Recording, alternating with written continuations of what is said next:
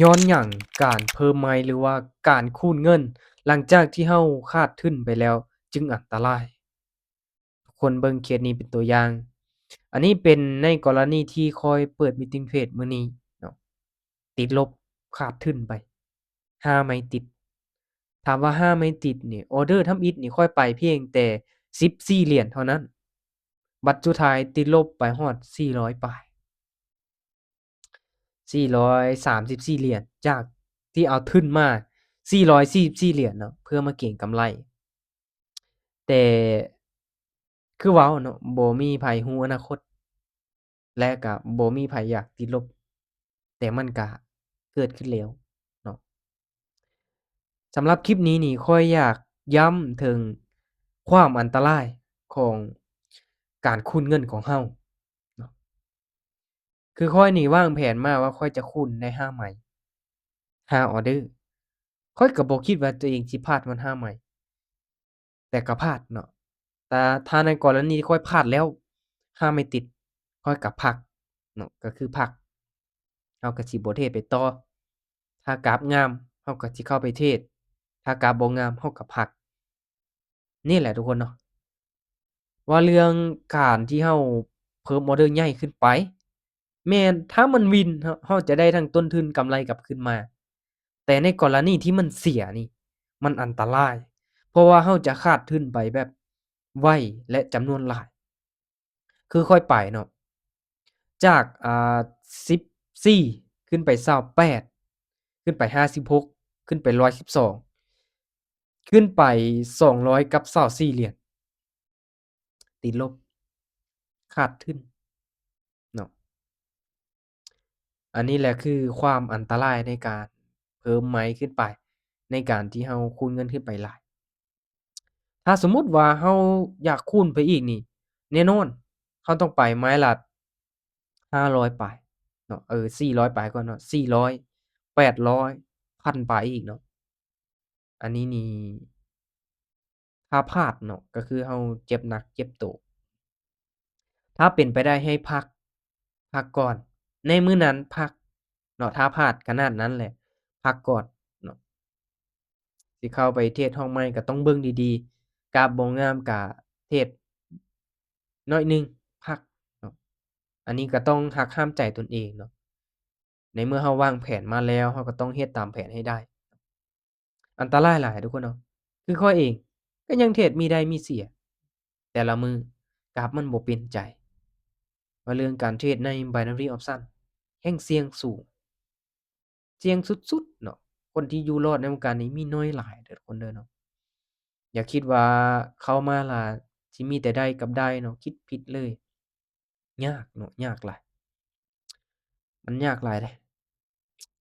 สำหรับข้อยนี่รู้สึกว่ายากแล้วเนาะก็พยายามลดผ่อนความเสี่ยงลงอยู่ดอกเอากำไรมื้อละ5% 10%ของพอร์ตแล้วบาดนี้เนาะ จากที่เคยเอาหลายเฮ็ดบ่ได้ก็ต้องได้ลดพรลงมาเนาะเฮ็ดจั่งใดให้เราบวกมื้อละน้อยเนาะต้องหักห้ามใจตนเองเนาะตอนมื้อที่เราได้นี่แน่นอนเนาะอารมณ์มันมาความมั่นใจมันมีเฮ็ดให้เรานี่กล้าเข้าออร์เดอร์เทรดไปแล้ววินโอ้โฮมั่นใจแต่มื้อที่ตลาดมันผันผวนมันบ่เป็นใจ มื้อนั้นแหละเราจะเจ็บหนักคันว่าเราควบคุมตัวเองบ่ได้เทรดได้กำไรมาหลายมื้อติดได้มาทุกมื้อๆอาจจะมาเสียอาจจะพอร์ตแตกติดลบไปในมื้อเดียวก็เป็นไปได้ถ้างั้นเนาะต้องหักห้ามใจตนเองเด้อทุกคนเด้อถ้าไผที่มีงบน้อยเนาะมีงบน้อยงบหลัก10 10 20 30 40นี่ให้เดินเงินเสมอเอาเราไปไม้ละน้อยเนาะไม้ละ5% 5%เดินเสมอๆๆไปแบบนี้นี่เราก็มีโอกาสเนาะอยู่รอดแบบระยะยาวแด่แบบเราอยู่กับตลาดโดนแด่เนาะไม้ที่เรามั่นใจเราจั่งออกออร์เดอร์นี้มั่นใจจั่งออกเดินเงินเสมอเอา รอจับจุดไหมที่งามๆจั่งเข้าออร์เดอร์เนาะอันนี้จะเป็นการดีเนาะในกรณีที่เราเพิ่มไม้เนาะในการคูณเงินต้องอยู่ในแผนถ้าเราวางแผนมาเนาะเราจะคูณมีขีดจำกัดว่าเราจะคูณประมาณ4ไม้ถ้าพลาดเราจะพัก5ไม้ถ้าพลาดเราจะพักอันนี้นี่โอเคเนาะแต่เราคูณเพื่อที่จะหวังให้ได้กำไรกลับคืนมาอย่างเดียวเนาะคูณแบบบ่มีขีดจำกัด เอาไปเอามาเรานี่แหละสิเจ็บหนักเนาะเราเนี่ยแหละจะเจ็บหนักจะพอร์ตแตกตัวนี้อันตรายหลายเด้อทุกคนเด้อเนาะบ่แนะนำให้เฮ็ดเลยเนาะอันตรายเนาะถ้าว่าวินนี่ดีแต่เสียนี่เจ็บหนักเนาะและสำคัญเลยจำนวนเงินที่เราฝากเข้ามาเนาะก่อนที่ว่าเราจะเอาไปเทรดน่ะต้องเป็นจำนวนเงินที่เรายอมรับความเสี่ยงได้คือมื้อนี้ทุกคนอาจจะเห็นว่าเขาเจ้ามีต้นทุนหลายเขาเจ้าได้กำไรหลาย อย่าเอาจำนวนกำไรไปเปรียบเทียบกับเขาเจ้าทั้งที่ต้นทุนของเรายังบ่ส่ำเขาเนาะสำหรับตัวนี้สำคัญเนาะทุกคนเนาะโอเคสำหรับคลิปนี้ก็อยากฝากเตือนให้ทุกคนแหน่เนาะคือข้อยเองก็ยังเทรดได้เทรดเสียอยู่เนาะคันเทรดได้ทุกมื้อมันก็รวยแหละเนาะทุกคนอาจจะเห็นได้เนาะก็มีได้มีเสียแน่เนาะทุกคนสามารถไปเบิ่งคลิปของข้อยได้เนาะข้อยจะเอาลง